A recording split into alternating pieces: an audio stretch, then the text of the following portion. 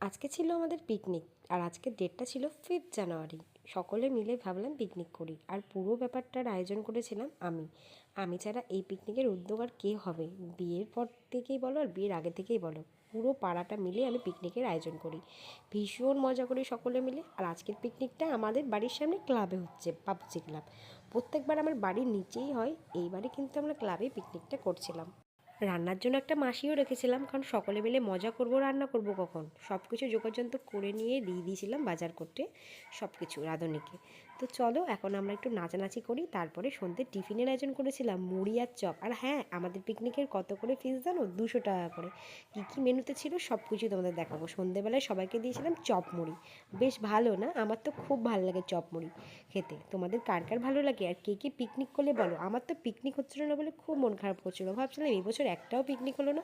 তারপরে সবাই মিলে 50 জন মিলে আমাদের পাড়ার প্রত্যেকটা বৌদি বলো দাদা বলো, সবাই মিলে বোন দিদি সবাই মিলে পিকনিকটা আয়োজন করেছিলাম। বাজার দোকান সব কিছু নিজের হাতে করে দিয়েছিলাম। এত ভালো আনন্দ করলাম, মা কাকিমারাও ছিল কিন্তু। ভীষণ মজা করেছি আমরা। যেহেতু অনেকজন, তাই ক্লাবেই আয়োজন করলাম। এখানে আমার পাড়ার দাদাগুলো খাচ্ছিল, দাদার ছেলেও ছিল, বলছিল খুব সুন্দর রান্নাবান্না হয়েছে। আর মেনুটা কি ছিল সবাইকে বলবো, অবশ্যই বলবো।